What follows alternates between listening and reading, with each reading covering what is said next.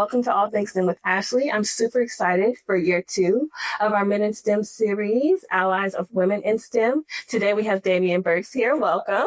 Happy to be here. Thank you. So Damien Burks is a cloud security engineer, LinkedIn learning instructor, and founder of the DevSec Blueprint.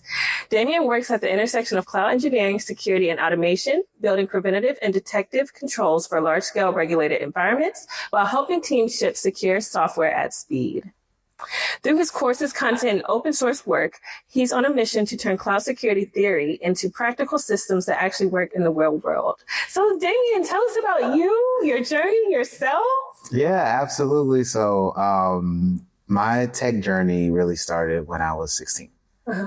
So when I was 16 years old, that's when I actually started learning how to program. So my first programming language was Java. And I remember vividly because my teacher at the time at my high school, his name was Mr. Spicer. And I remember when I was 15, I had interest in doing it. Right. And I knocked on his door and I was just like, dude, like, I want to be a programmer one day. Do you think you can, hook me up? Because I'm definitely signing up for your class next year. Yeah. And he was just like, sure, come into my office. So I went into his class. And at this time, I probably showed my age, you know what I mean? But he had a burnt CD of this tool called JCreator. And I was just like, he said, take this home, put it on your computer, and then here's some example problems in Java that you're going to do, and then sign up for my class and I'll see you next year. And that's what I did. So from that point on, my career journey, pretty much, at that point in time, I knew for a fact that I wanted to be a video game developer, but I wanted to get a head start at it. Yeah. And by the age of 17, around 17, 18 years old, before I even got into college, I had a chance to build my first video game and I hated it. Oh, wow. I hated it. And it was in C#. And I was like, you know what? I think this is way too tedious for me. So I am going to sit here and I'm going to still do programming because I love it. Mm-hmm. But I need to figure out like which part of computer science programming that I want to do. Mm-hmm. So lo and behold, that's when I started to transition into that's when I actually went to Texas Southern University to get my undergrad in computer science. Yeah. And then during that time, I found my way into cybersecurity through one of my actual best friends today, who basically showed me how to ethically hack into things, but also how to marry computer science and cybersecurity together to begin to find basically DevSecOps. And we'll get more into that. But that's pretty much my underground, my background story. And then I started my career at Verizon. As a security software engineer. And later on down the line, I ended up getting into cloud security, which is where I'm at now, senior cloud security engineering. Awesome. Thank you for sharing your story, Damien. Wonderful. Damien, you told us a little bit about why you chose your major in computer science and technology. Mm-hmm. So can you let us know why you chose to attend Texas Southern University for your undergrad degree? Yeah, absolutely. So when I was in high school, I was evaluating various different colleges. There was Texas Southern on my list, Prairie View A&M University. There's also Dillard, and then the University of New Orleans. Because I wanted to stay like local enough in my area, because at that time I was living in Houston with my parents. But I remember that when I applied to Texas Southern, my GPA was fairly good in high school, but I was in the top 25% of my class. And my class, it was like 800 people. Oh my I asked me why, but it was a very big high school. Fairview Village High School was very big. And Texas Southern had this thing where if you were top 25, they gave you a general scholarship. Oh, wow. So one night there was this, they had a night where they basically invited all the scholarship recipients out to basically celebrate them at Texas Southern. And when I went to the campus and I walked down the Tiger Walk, and it was less about the money and more about that feeling of being at home. Mm-hmm. Like, I have people that look like me every day. Yeah. I see people who are doing really well, who want more out of life. And it's just, it was a beautiful moment. Like, it was like 7:00 at night and they had the Tiger Walk lit up with like lights and stuff like that. And it was just, I love my people. So it was just like, you know what? You're already giving me money to come here. You have a program that, has a lot of support, a lot of research. He's getting recognized. I'm just going to go. I'm just going to go. So that's basically what happened. It was just like, it just felt right to me. Yeah. It just felt right. So that's amazing. Thank you for sharing. Mm-hmm. So now I want to ask, how did your experience at HBCU shape you personally and professionally? Oh my goodness. This is a great question. And I think it really comes down to understanding I don't know how to say this, but I'm gonna just be real about it. Mm-hmm. Understanding the differences between knowing how to move as a Black man in the professional world, mm-hmm. And understanding the things that you can and can't do, right? The unspoken rules, right? Yes. So I think being at HBCU really helped me navigate that path because I had people who looked like me had already done it, coming back to give to our institution and mentoring me and saying that, hey, you need to, make sure when you go in these environments, like you can be yourself, but mm-hmm. don't be your whole self, yes. right? Like make sure that, you water it down just a little bit.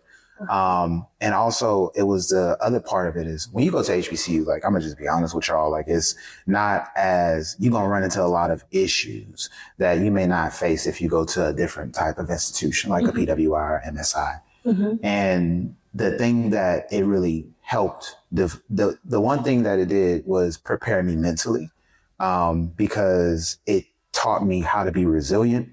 It taught me how to persevere hard times. Mm-hmm. And it also taught me that how to make something out of nothing. My institution is still a Title IX public university. Yeah. It's not a part of a system. So there are times where we did not have the funding mm-hmm. to get certain things. And as Black people, we always gonna make something out of nothing. Yeah. So it just helped me refine that craft of being able to make things with minimal resources mm-hmm. and make it great. Mm-hmm. And I took all of those things that I've learned, especially communicating with people, learning how to resolve conflict and all these different things. And I took that with me to the workplace, and it just paid me dividends over time. Yes, I love that. So, thank you. Real quick, for the audience members that might not know what HBCU is, because sometimes we have high schoolers watching, can you just let us know what HBCU stands for? Yes, HBCU stands for Historically Black College and University. Yes, so check it out. So now I want to ask, were there any professors, mentors, or experiences that influenced your path? I know you spoke about the one in high school. Mm-hmm. Now, can you get into any more professors or mentors that have helped influence you to where you are today? Yes. Oh my goodness. So one of my mentors, when I was going to Texas Southern, who was technically my second boss. Okay. Her name was Miss Tolbert. So when I was in college, I was a part of this program called the Lewis Stokes Alliance for Minority Participation.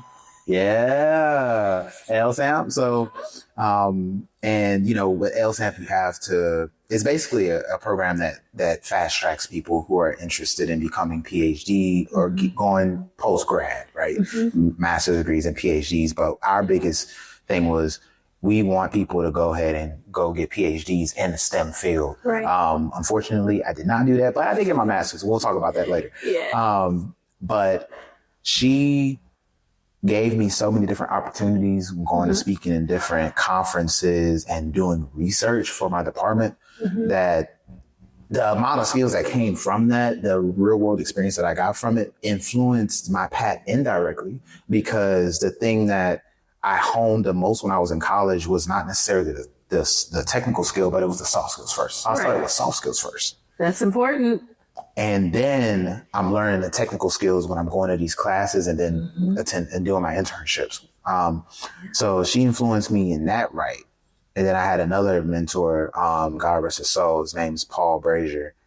He passed away a couple years ago, but he was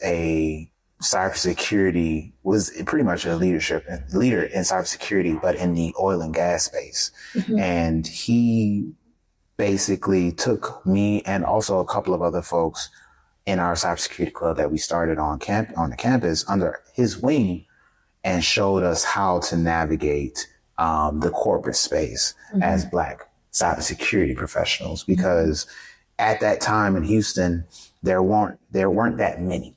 Right. Or I will say that. Right. So that helped shape my, he helped me shape my perspective. Rephrase that. Mm-hmm.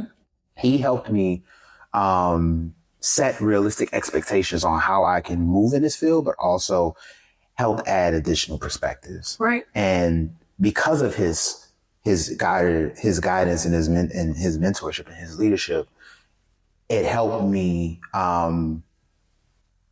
He really helped me get internships in different ways that influenced this path that I'm on now. So, yeah. That's awesome. Yeah. Thank you. You told us a lot about your mentors, your professors, your journey. Mm-hmm. Now I kind of want to get into some challenges. So what challenges did you face during undergrad and how did you overcome them? Oh, man. In undergrad, I was working a lot.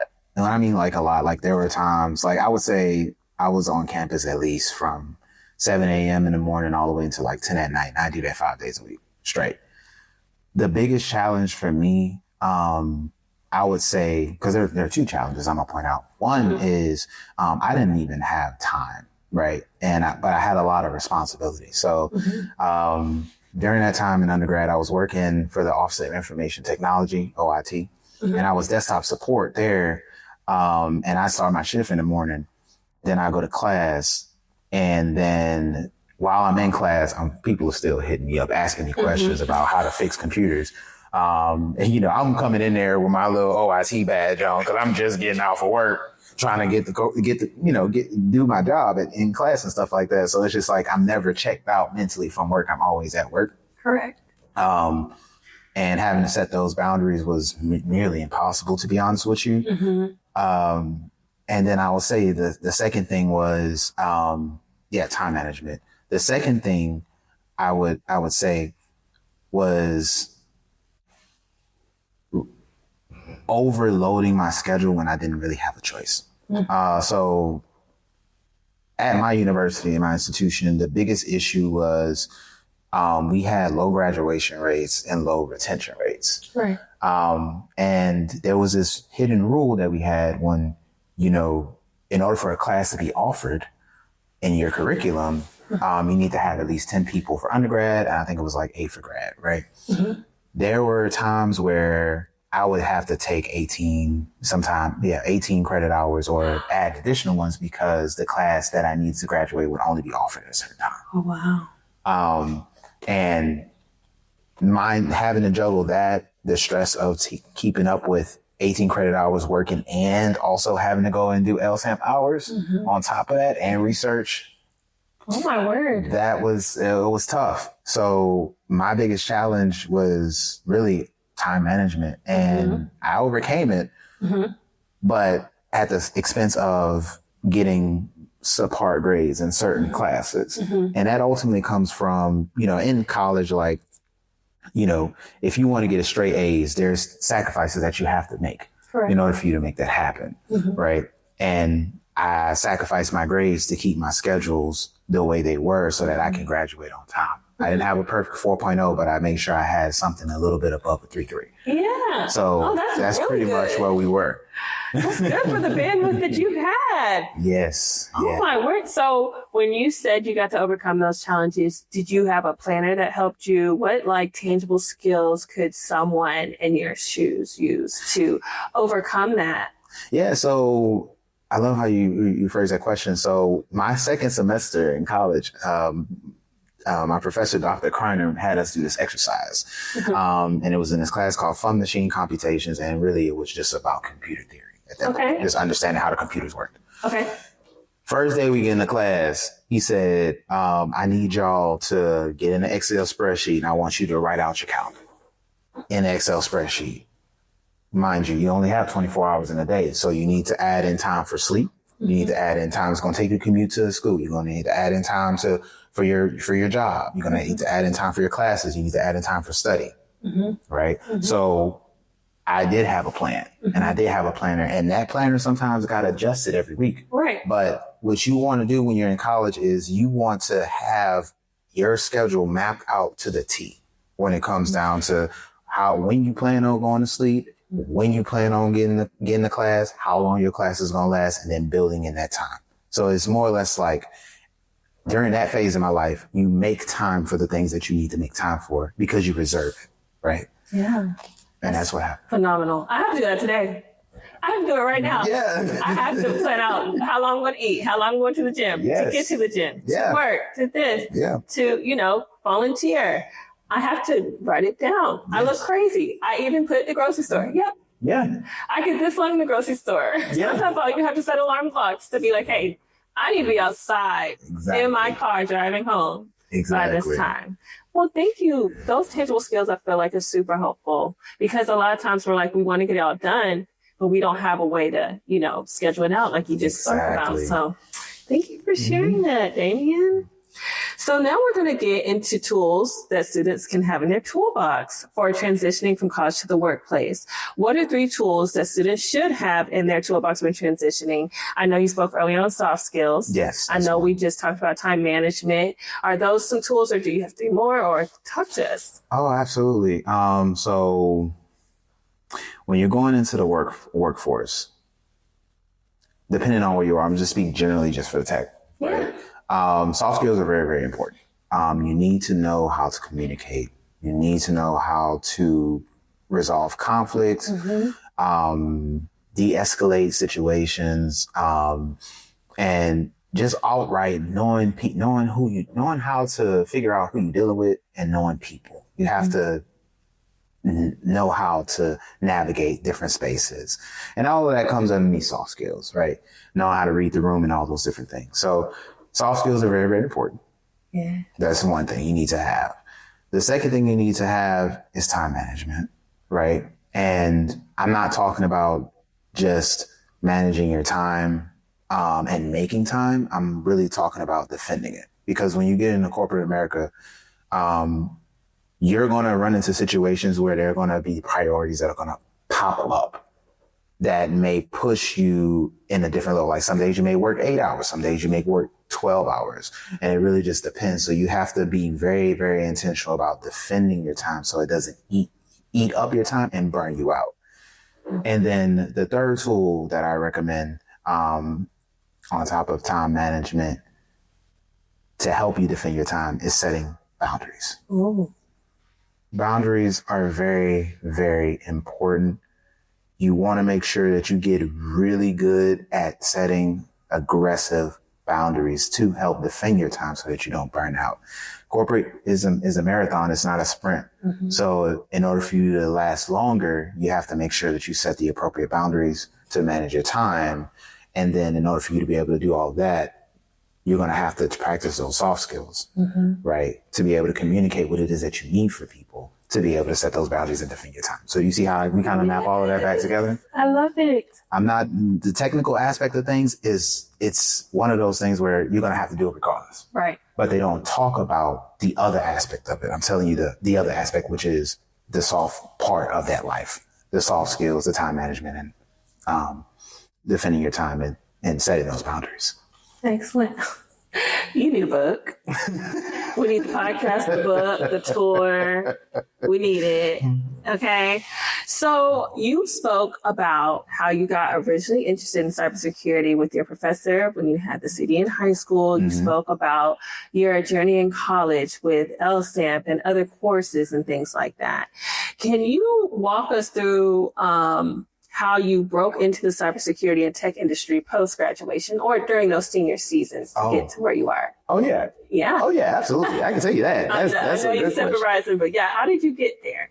So, I spoke about my buddy, and he pretty much introduced me to this world of cybersecurity while I was in undergrad because I still kind of wanted to do video game development, but I was like, maybe I just want to be like a video game tester or certain things, right? So we met and he was just like, yo, you want to learn how to hack into things? And I'm just like, that's illegal, right?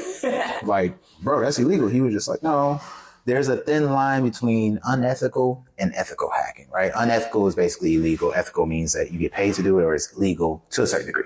So I said, sure, why not? I'm kind of interested in learning different things because at that point when I was in undergrad, they also had this networking track. So you can learn how to be a network engineer and certain things, right? Yeah. So I was like, yeah, sure, I'm open to it. Why not? And he ended up starting the Cybersecurity Club at TSU. At first it was called CISA, and I forget what the acronym really stands for because it was some years ago. Yeah. And what we did was it was a community of 3 people. And we had sessions like every week on different topics within cybersecurity. Mm-hmm. And that's when I started learning about security operations. I started learning about packet inspection and hacking, performing reconnaissance or analyzing different things. Mm-hmm. And it just really started to interest me. I was like, this is cool. And they're not teaching this in our program. So, you know, long story short, we also went and we fought that battle with our department. We lost, but we really wanted them to like help us become a more cybersecurity aware institution. Yeah. And through that process, I started finding that passion, that love for cybersecurity. So one thing led to another. I realized that I did not understand enough about computers to understand the craft as a whole. Mm-hmm. So then that led me to go to start at the beginning, which is help desk. Mm-hmm. So I got an internship at this specialty insurance company. Okay. It was Japanese, called Tokyo Marine HEC. And I started there as a help desk engineer. And I learned a lot about how to deploy different computers on site and work with different clients. So while I'm doing the technical stuff, re-imaging machines and stuff, I'm also speaking to people to troubleshoot and understand why their computer isn't working. Yeah. After that, came back to TSU, then I did help desk part-time for the institution. Mm-hmm. And then while still being now the president of the Cybersecurity Club, I found this opportunity with Verizon. So Verizon came to my institution and they were doing on-site recruiting. Yeah. And I basically had an interview with them to be an intern for an internship role of a certain type. And I told them that, hey, in the interview, I said, listen, I am interested in cybersecurity. That's what I want to do. But if you can find someone in the application security space that's pursuing this new concept called DevSecOps, because it was still very, very new in the industry. Right. But I knew based on my research and the following that I was getting, I wanted to do that. Mm-hmm. I told them, I said, this is where I want to be. DevSecOps, application security, cybersecurity. A couple weeks later, they called me back and say, you got the internship and this is your manager. And then when I got there, I was actually a DevSecOps engineering intern for Verizon at the time. Goodness. And it was like, it was heaven on earth. I was like, this is it. This is what I want to be. That's it. I'm done. I know where I want to end up now. Right. And I made it very clear when I was on my internship there to the manager that, hey, I want to come back. I'm going to do really good work. And this is where I want to be in this space. This is where I want to start my career. Mm-hmm. And that's exactly why I started. I love that. That's an amazing story. And I love how you spoke about how you did your research. Mm-hmm. That was such a new thing. Like you said, it was very new at the time. Yes. So for you to do your research, have faith enough to want to, like you say, you know, I want to be this. And then speak it. A lot of people just take the job to get something. Yeah. So it was great for you to advocate for yourself and do your own research. So that's stuff, you know, the audience can take into play. That's amazing. Yeah. So what gave you the courage to advocate for yourself? Did your mentors help tell you to? You just had that passion, that drive that you were like, hey, it's worth a shot? Or did you get that passion and drive from when you all tried to bring cybersecurity awareness to school? You know, you all made a case to the school. Because a lot of people, once you're told no, you just say, okay. But y'all built a case. And so did that experience help you to then advocate for yourself in other ways, or it was just in you? It was a little bit of both. Yeah. Not gonna lie. So the thing about it was that when I spoke to my mentor about it, I told him, I said, this is the area that I want to go in. Mm-hmm. And he knew of it, but he was just like, that's a real niche field. But the other aspect to it was, and this is common amongst our people, is we don't know anybody that's doing that looks like us. Mm-hmm. Mm-hmm. And when I hear that in my mind, I'm just like, that's exactly where I want to be. Yeah. Because that just means that we need that representation there. right? We need to be there, right? So I said, I'm gonna do it because what do I have to lose? I mean, like I have everything to gain. Right now I'm in college. I still have a lot of things I can do. So I'm gonna do that. And when I spoke to Miss Tolbert and everybody about what it is I wanted to do, they basically told me, and you know, when I was working at help desk, her name was Cicely Taylor. She's also another one of my mentors as well. Yeah. I told her exactly what it is I want to do. She told me, she said, baby, you better sing like a canary. And she will always tell me that you better sing like a canary. And that means advocate for yourself, stand up for yourself when things are, tell people what you want. If you don't tell people what you want, how will they know what you want? That's so true. So it's just like, you have to tell people what it is that you want, demand what it is that you need, have that self-respect, and then just keep pushing for it until you get that yes. Because the worst thing they can do is say no and block you. Yeah. And that's basically what it was. I turned my interviews into negotiations. It was like, look, if we're going to do this, I want to do this. And if you give me this opportunity, you best believe I'm going to show up and I'm going to give it my all. Yeah. And that's essentially what happened.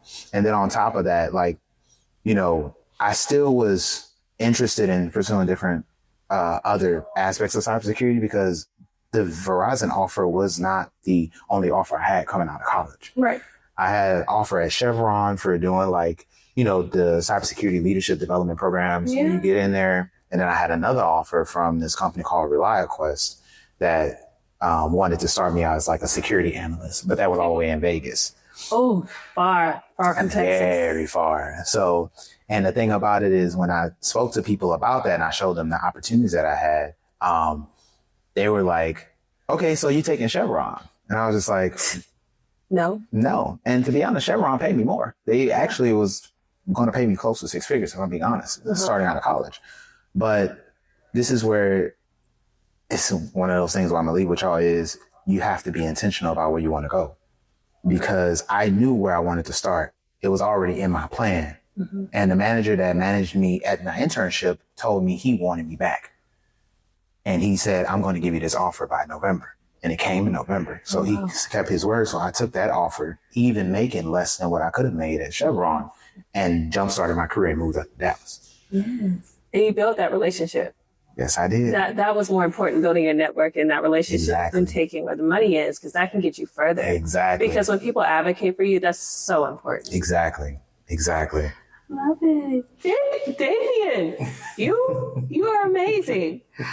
So, you spoke on soft skills earlier. I want to ask, what technical or soft skills have been most important to your success? And if you already mentioned it, you can just briefly say it, and then your technical skills. Yeah. So soft skills, I think for me, that has been more impactful is my ability to be able to translate to different audiences. So when you get in American corporate spaces, and I didn't really touch on this, as a technical professional, you're going to be speaking to different types of people. And you may end up having to speak to developers. So there's a way you have to speak to them and communicate to them. And then you have to take all those things that y'all talked about, and you have to break that down and communicate it to non-technical stakeholders. So your managers, executive leadership. And I had to learn how to basically translate everything that was going on to those different audiences, because they all required and cared about certain things. Right. So knowing who you're dealing with has helped me a lot. And that ultimately comes to knowing your audience and knowing how to basically communicate to different parties. Those are the soft skills that really helped me and are very important to my success to this day. It's a rinse and repeat type of thing. It happens all the time. Now, when it comes to technical skills, there's a lot, but I will say specifically to my career field, the technical skill for a cloud security engineer or DevSecOps engineer is understanding security foundations and fundamentals. CompTIA Security Plus is a great way to understand all those different things, like the common attack vectors from an application standpoint, an operating system standpoint, the common risk mitigation and classification frameworks, government frameworks, governance, risk, and compliance, GRC, shout out to Abdi. Yeah, shout out to all of those Abdi. things, the foundations, those are the things that you actually want to know. Because once you have a concrete understanding of the security fundamentals, it really just becomes a layer of abstraction as you move up in your career because things come a lot more complex. It's like building a house. You got to set the foundation, make sure the foundation is good. And then when you put the house on top of it, as long as the foundation is sturdy, the house won't collapse. So that's basically where that's the technical skills that have helped me and continue to help me as I move up in my career. Awesome. Thank you for sharing. So you talked about challenges you faced during your education in undergrad. Have you faced challenges as Black men in tech, and how have you navigated them? So yes, yes, I have. The thing that it's common that we all face is pretty much like the microaggressions. I think for me, I faced those a lot early on in my career than I have later on. And I think it really it's because of the culture and an environment that I was in. When you're faced with like people doubting you because of your race or your skin color, whatever the case may be, or you end up getting into the rooms where you're the only person, so that imposter syndrome might hit you a little bit different. It just is for me, the thing that the one phrase I remember in the back of my head that all of the people told me was, they hired you there for a reason. So speak on what it is that you need to speak on, and just be honest about where you are knowledge wise, and so on and so forth. And that was something that I faced that was really difficult for me, was like when you're the only person in the room and you're the only person to represent your race in the room, it's like you have to know what you're talking about at all times. Oh, absolutely. That pressure, it's like, it is suffocating. And that challenge I had to overcome, it was just like, dude, you're not going to know everything. Like, let's be honest, like your manager and some of the people on your team, they don't know everything. They're not going to know everything. It's really impossible for you to know everything in tech. But what you stand on it, and you be confident in it. And that confidence that I now have, I didn't have before, and that held me back. But tabling back to where those microaggressions come in. When people make you feel uncomfortable and you notice those types of things, don't give them any energy. Just make it so awkward to where the silence is something that gives off like the uncomfortable feeling that like maybe you said something that was wrong, because some people will try to offend you. And I've been around some folks from different races that have tried it, and I just sit there and be like, are you done? And then you can obviously see that they've offended me, and I'm just like, yeah, you have. Yeah. So no, I don't self-respect. Right. Have respect and set those boundaries. Don't let people play in your face. Yeah. And I had to learn that the hard way too. Thank you for sharing, and thank you for sharing how to manage that when it does happen, because it can catch you off guard. It's like, who acts like this? Yeah. Because you wouldn't do it to someone. So you think, oh, they're going to be like me, be respectful. And then when that respect isn't there, it's like, how do I even deal with this? Yeah. But like you said, setting that boundary lets them know it's not going to be tolerated here. Exactly. So thank you. So Damien, you have given us so many gems today, so many tangible skills and ways to address things. So I want to ask, how do you continue growing and staying current in such a fast changing field? We have AI, we have so much going on in today's society that it's like, how do we keep up? So tell us how you do it. Yeah, absolutely. So I think it's really making time at least every day or every week. I reserve at least 30 minutes a day just to catch up on current events and look at different tools and frameworks and stuff like that I want to learn about. So it's really all about reserving that time just to keep up with your skills, right? Or keep up with the fast changing and fast growing field. Also make time for studying certifications. I have in the past studied for several certifications in various different aspects of my career. So on the cloud side, I've studied for several AWS certifications. I have a couple myself, with my most recent certification being the DevOps Engineer Professional, which is one of the hardest certifications I've ever taken. Would I recommend unless you really want to go down this DevOps path to take it in AWS Cloud. And then on the security side, there's the CompTIA Security Plus. There's, CISSPs and all these other different certifications, that you can study for to help progress and further your career. Right. So I would say, yes, make time to every day to learn about what's going on in the field, to keep yourself updated, to see where tech is going, I would say. And the other aspect is, plan out and reserve months rather of time to study for those certifications and build on those projects. I love it. Y'all need to add him on LinkedIn. Do you have a Substack? I don't have a Substack. He needs one. Hopefully by the time this episode airs in June. Oh, yeah. I might have to get on that. You might, even if you just copy and paste from LinkedIn. I'm sure some people do that already. Well. So whatever you need, but thank you. You have so much wisdom. So we talked about how you had your internships. You learned so much being in the job force. While you were already at the peak, you became the type of engineer you wanted at Verizon. Why would you go back for your master's? It seemed like you were at the top of everything. So what gave you the desire to go back for a master's in cybersecurity technology? Well, to be honest, it was already a part of my original plan. But there was a moment in my career where I doubted it. After you already started the master's? Or before? Before. Okay. So when I started at Verizon, the first year I took a break.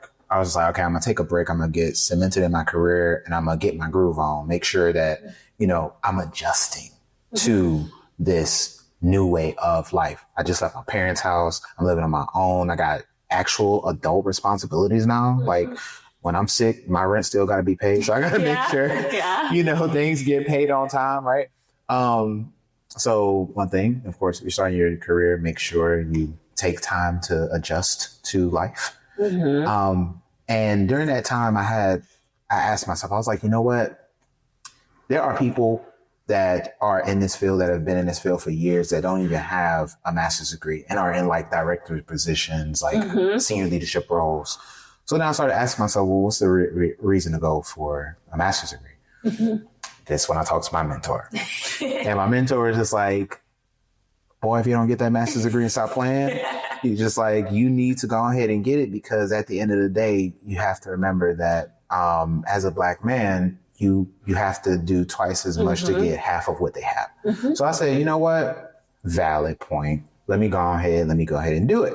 So that's pretty much what the motivation was, is I understand that the cards may be stacked against me. So I have to go ahead and push a little bit harder to get certain things. And what I did was I asked him, what programs do you recommend? And he gave me a couple.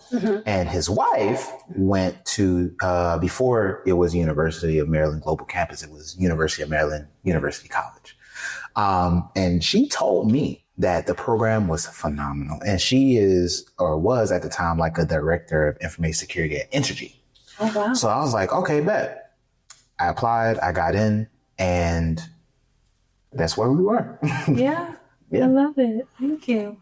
So we just talked about doing twice as much to get half the reward. How did earning your master's degree impact your career trajectory? It opened up some serious doors. Man, did it open up some serious doors. So I'm gonna let y'all know in on a little secret. I didn't pay for my master's degree.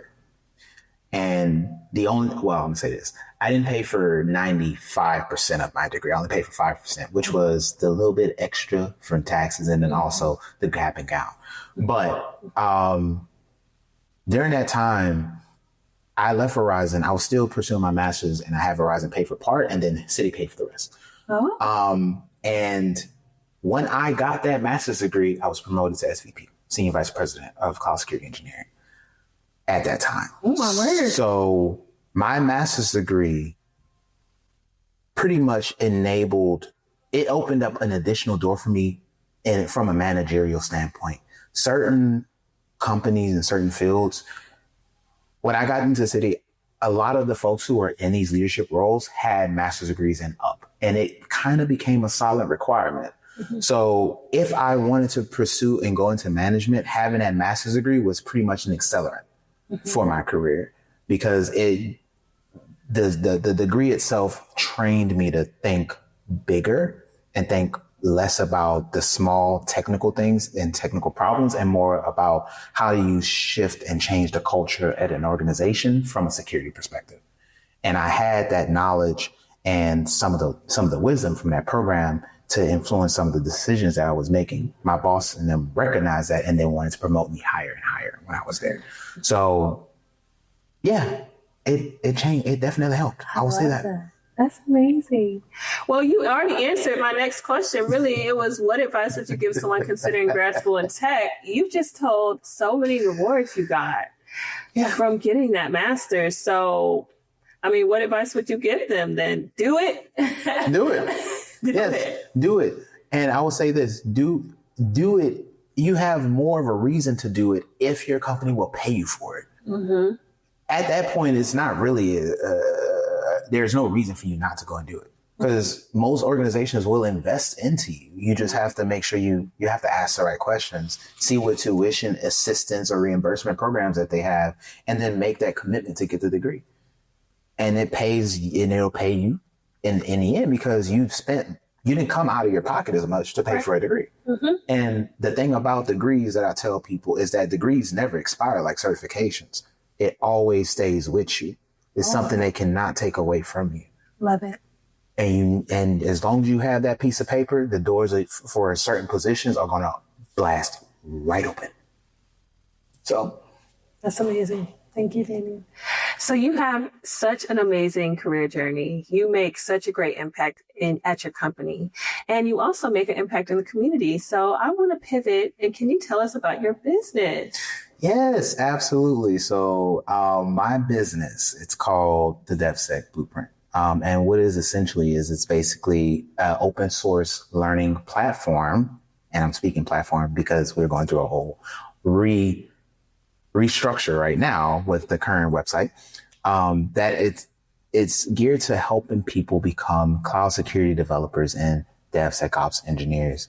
And the idea behind the business, or the original story behind it, was I started out in DevSecOps in my career, and there was no one or no path defined for this. It was literally just all tools. So when you go and you Google it, there's somebody talking about how they were application security engineer that transitioned to DevSecOps, and they did it based on the need for the role and evolved. Mm-hmm. And when I tried to look for okay, what was the roadmap for it? There was none. There were just tools. They were like, you just need to learn how static application security testing tools work and DAS works, and how to implement that into this pipeline for deploying your apps and all these different things. Didn't know where to start. And as I evolved and as I matriculated in my career, I realized that the gap just started to widen for DevSecOps engineers. And for me, it was also a problem, because as that gap started to widen, less of my people started to show up in the room. So I was just like, I'm getting sick of being the only person that looked like me in these rooms. I need to start something to change that. Mm-hmm. So that's where the DevSec Blueprint came into the picture. And I know for a fact that sometimes people don't want to pay for things. And I didn't want to charge people for it, because I just feel that the knowledge that I'm providing for you, you can easily look it up on Google and just know how to do it. But what I'm providing for you is a structured and cohesive roadmap that tells you, okay, you need to start from the very beginning, which is application security. Mm-hmm. Then from here, you go into threat modeling. Then from here, you go into this. And then you transition into this, right? So it's a structured roadmap of every single thing that you do in sequence, with a story that says how this all works and how it all intertwines. Mm-hmm. And the tools are a byproduct of it. And that's essentially how I started it and where we ended up today. So. Awesome. So how can the audience learn more about how to support your business? Where can we find you? Yeah, absolutely. So you can go to www.devsecblueprint.com. DEVSEC blueprint.com. And when you go there, it'll be just a website that'll pretty much tell you like, welcome. It'll tell you what the goal of the learning program or guide is. And then it'll also give you links to our Discord community. There's also going to be links to my YouTube channel. And then once you hop into the Discord, which is open to everybody, you can come in there, you can engage with the community, learn about how to become a DevSecOps engineer. I also offer some career advice through those channels when I have the time. And then I also offer, like career coaching and career advice sessions on top of it as well. So I can share all of those details with y'all in the show notes. Yes, they will be in the show notes. So y'all make sure you click and check it out. That was what I was going to ask you next, what other services you offer. You have so much wisdom. So I want to ask, what has been the most rewarding part of building something of your own? Oh, it's the people who recognize it and the impact of it. When I first started it was my intention for people to actually use it as a resource to help guide them on their journey. But but the thing that made it even more heartfelt was like people reaching out to me directly, inboxing me, telling me their stories, and they were writing like paragraphs of like, you literally changed my life in certain ways. So good. And I was just like, I'm waking up first thing in the morning, just looking at it. I'm just like, oh, it made my day, man. Like I already started the day off right, and that's the fuel that keeps me going. Right. It's the same with my YouTube channel. People reaching out, they're engaging. We're talking about certifications. We're talking about building things in tech. Yeah. And they're just like, dude, like, this is crazy. Like, thank you so much for this. I passed my certification exam the other day. I'm just like, that's what's up. Just off my content. Like, I just like helping people. Yes. And that's the most rewarding thing, is that the people who want the help get it. Absolutely. So, and they get it for free. Mm-hmm. They're not paying $5,000 for a boot camp. Right. So. Insane. But, So what's your YouTube channel name for people that want to find you? Absolutely. So it is at Damien J. Burks. So it's basically my first, middle, initial, and last name. All right. That'll be in the show notes too. So I'm going to pivot a little bit. This wasn't on your questions list, but where can they find you on LinkedIn Learning? Are there certain courses you teach, or how does that work? Oh, yeah, absolutely. So with LinkedIn Learning, on my LinkedIn page, when you go to my LinkedIn profile, if you scroll down and you see, in my experience, you'll see my course, you click on it. That's one way. When you log into LinkedIn Learning, like linkedin.com/learning, all you have to do is just type in my first and last name, and you'll find me as an instructor. And when you find me as an instructor, it'll also list all the courses that I'm doing, which I actually have another one in the works. So you guys will be getting that soon. Y'all tuned in. Okay, we're going to definitely have this in the show notes. You don't want to miss his courses. So we talked about balancing in college. So do you use some of those same things now when you're balancing tech career, running a business, and your personal life? Is there anything you've changed in your time management to help? I did. And when I first started in my career, we used to say this thing. He was like, well, you make time for what it is that you want. And to me, I had to sit back and I had to realize, like, you know what, dude, like, I only have 24 hours in a day. I can't make what has already been given to me. So I had to change my mindset and my philosophy of how I look at time. And I had to say, you know what, instead of me making it, I have to reserve it. And then I have to aggressively defend it, which means that instead of me saying, yes, I'll do this, yes, I'll do that, I'll do this at this time, my blanket default is, no, I can't do it because it most likely is reserved. Unless it's planned out months in advance or weeks in advance, so I can reserve that time slot for it. And that has helped me not only become more intentional about the decisions that I'm making long term, but it has also allowed me to have a healthy work-life balance, spend time with my fiance, my cats, my family, and also indulge in hobbies to help decompress and de-stress from the pressures of managing a business and working a 9-to-5 and all these different things. Yes, thank you. So how do you handle stress, burnout, or imposter syndrome? That's a very good question. I think for me, handling stress is really just making time to go work out. I think working out, going for walks, going to the gym is one way for me to just kind of like relieve all of that stress. Playing video games is another thing. So indulging in hobbies is another big thing for me. And then I forget what was the other part of the question.